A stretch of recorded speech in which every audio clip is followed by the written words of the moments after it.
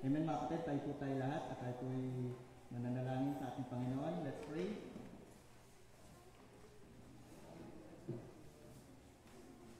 Panginoon, maraming salamat po sa hapong ito, Panginoon, sa muli, Panginoon, na aming paglilingkod sa iyo at pagsamba, Panginoon. Sa pagpapatuloy, Panginoon, ng aming pagsamba sa iyo, Panginoon, naway ka po'y manguna muli, Panginoon, at ganyan, Panginoon, sa tatayo dito sa iyong harapan, at ganyan, Panginoon, sa aming pastor na magbabahagi, Panginoon, ng iyong mensahe, Panginoon, sa hapong ito. Ganyan, Panginoon, sa bawat isa, maraming salamat, especially, Panginoon, sa mga activities po namin sa araw na ito, lalo na sa skit, Panginoon, naway maging hamon, Panginoon, sa bawat isa, lalo na, Panginoon, sa mga bisita po namin sa hapong ito, Panginoon. Kaya Ama, maraming salamat po muli sa hapong ito. Ito po yung aming samot dalangin sa pangalan ko ni Jesus. Amen. So manatili po tayong nakatayo at tayo po ay muling umawat sa ating Panginoon. Amen. Brother Dennis. Awitin po natin ang awitin Victory in Jesus. First stanza now, ready, sing.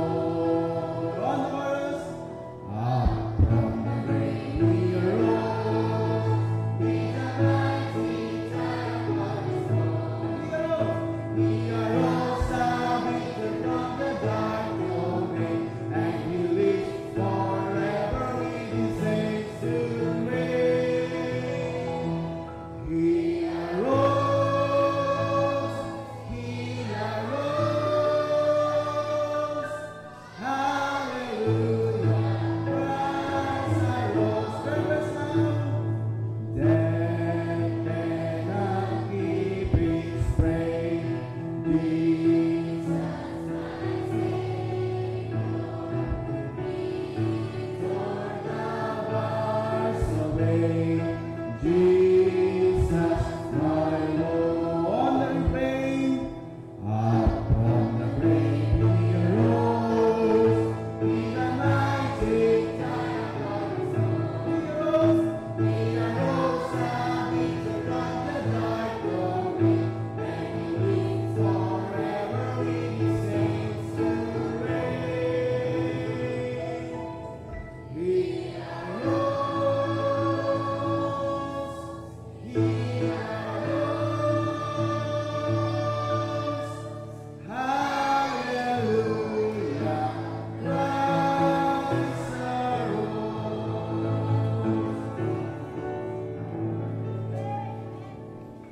Yan, amen. Maaari na po tayo maupo. At muli, magandang hapon po sa ating lahat. At syempre, magandang hapon din sa mga nanonood sa atin sa live mga kapatid. Naway itong hapon na ito ay maging pagpapala po sa bawat isa. Amen. And then, dako naman po tayo sa ating mga announcement po. Syempre, nabanggit na rin po yung mga activities po. And then, syempre, yung mga alituntunin po natin dito sa Iglesia mga kapatid sa loob po ng isang linggo mga kapatid. At sa atin lang din po ng mga members po. And then, sa mga bisita po natin na naway po every Wednesday po, syempre yung ating prayer meeting and then challenge night po every Friday po mga kapatid. At syempre sa mga members po natin, be on time po tayo dyan sa mga activities po natin ng ating church mga kapatid. At syempre yung ating Saturday visitation po, syempre yung bunga po ng ating mga pagpapagal, syempre lalo na sa mga nagba-Bible study sa kanilang mga area po mga kapatid. Syempre nandito po sila ngayon, no? Amen. Saka syempre din, blessing po yan sapagkat sa patuloy po natin yan na paghahayo at upang mapalagana po ng mensahe po ng ating Panginoon. Siyempre yung ating mga Bible study dyan, lalo na yung kahapon, meron pong Bible study sa ALS po, no? Yun, amen. So sa Maliksi Elementary School. So blessing po yun at patuloy din po natin yan ipanalangin. Siyempre yung ating mga Bible study po na magkaroon po tayo ng bunga po dyan mga kapatid. And then siyempre yung ating mga ibang gawain po, siyempre yung ating choir practice po para po sa mga choir members po natin mga kapatid. And then syempre kanina po natunghayan po natin yung yung TSW Fellowship po mga kapatid, yung skit po na galing po sa TSW3. Naway sa mga bisita po natin, naway maging papapala po sa ating mga kapatid. At syempre ganun din sa ating mga miyembro po mga kapatid.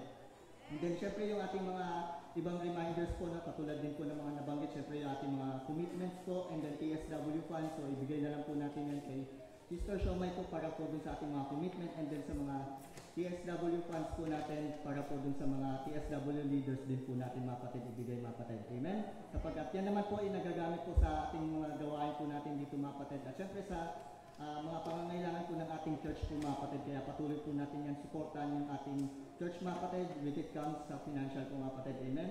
And then syempre reminders lang din po syempre yung ating prayer vigil po this Friday na po yan mga kapatid. August 30 po. Kaya sa mga members po supportan po natin yan yung ating prayer vigil sapagkat yan po yung time upang manalangin tayo sa ating Panginoon. Siyempre, may mga bawat isa naman sa atin, may mga pangangailangan and then goals, lalo na sa mga mag-aaral po natin and then sa bawat isa sa atin na may mga tinatahak po sa pang-araw-araw sa mga hanap buhay natin and then siguro yung ibang may mga karamdaman po kaya yan po yung ating prayer vigil and then prayer meeting po and then syempre yung ating prayer vigil po talaga this Friday po mga kapatid. Amen? And then syempre reminders lamang po muli, no? Syempre yung ating auditorium kaya panatilihin po natin yung ating kalinisan kaya maaari po yung ating mga kalat po dyan syempre sa mga pinagkainan po natin. So tayo din po mismo po sana magtapon na rin po sa ating mga basurahan po mga kapatid. At kung maaari po ay iwasan po natin kumain po during service po mga kapatid. Amen? And then syempre para po malinis po kaagad mga kapatid yung ating auditorium po mga kapatid. At ma-maintain natin syempre yung kaayusan ng ating lalo na dito mismo sa ating auditorium po mga kapatid. And then, amen, syempre yung ating mga reminders lang din, syempre yung ating mga members, no? So be supportive po sa ating mga ministry and then syempre yung ating mga tungkulin din po natin sa iglesia mga kapatid. So patuloy po natin yung supportan at maging involved po tayo. Amen. And then syempre yung ating social media po mga kapatid, so patuloy din po natin yung supportan po mga kapatid. Tulad yan, live po tayo kaya maaari po natin pagtapos po ng pagtapos ng ating pananambahan. So i-share po natin yan yung mga kaganapan po natin dito, yung ginagawa natin para sa ating Panginoon mga kapatid. Amen. So syempre ngayon naman po dako po tayo sa pag-welcome ng ating mga bisita. So sa mga bisita po natin sa bawat TSW, no, so maaari pong tumayo, no? Lalo na dito sa TSW1. Sa row po ng TSW1 po, mga bisita po. Tayo po. Yan, amen. Palakpakan po natin mga kapatid. Amen. So, dito naman tayo sa TSW2 po. Yun, amen. Dito sa harapan, yung mga bisita din po sa TSW2. And then, dito po sa TSW3. Yan, amen. Yun, amen sa mga bisita. And then, syempre yung mga naging bisita po natin kaninang umaga na patuloy din po sila hanggang ngayon, hapon na nandito sila. So, amen po yun sa ating Panginoon. At muli, welcome po kayo dito sa ating Bible Baptist Church mga kapatid. Amen. So, ngayon naman po, dako po tayo sa ating special number. Ngayon po sa hapon ito, mapalad po tayo sapagkat handugan po tayo ng isang natatanging bilang po mula sa grupo ng The Cornerstone. Amen.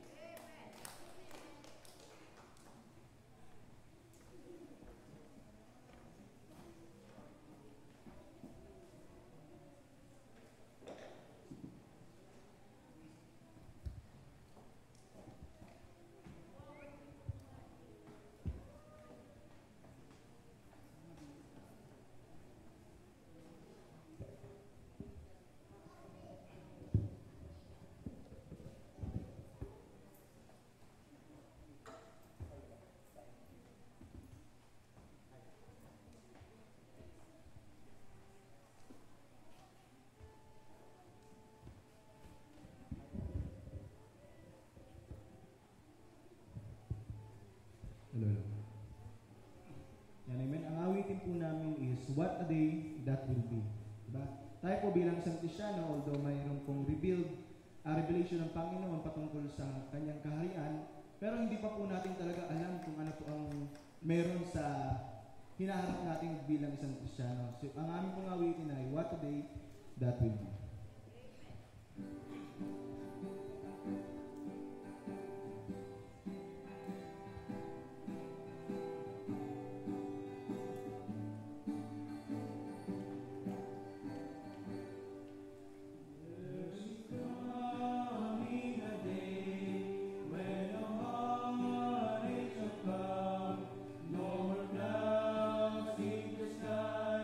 No more tears within the eyes.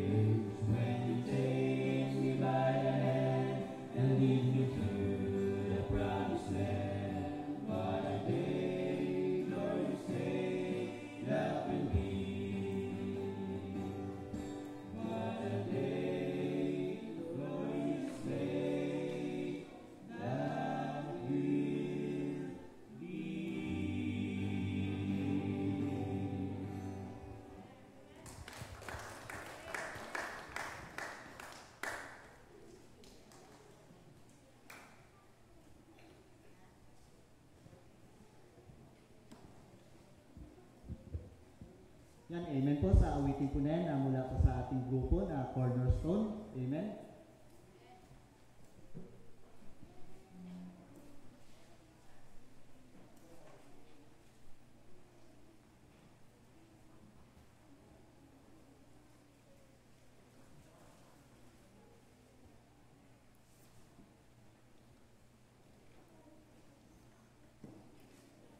Yan, amen po. Para po sa pinakamalagang bahagi po ng ating pananambahan sa akong ito, narito na po ang ating Pastor Dennis para po sa mensahe po ng ating Panginoon. Amen. Amen. Praise the Lord. Salamat sa magandang awitin. Kala ko dalawang special number kasi. Brad, nasa yung tracks natin, Brad? Dapat pinapakita mo sa akin, ginagagawa nga kita eh. Para ma-share natin. May mga member tayo, mabigyan natin ng tracks. Ha? Para makabasa po silang ano. Mag-share kayo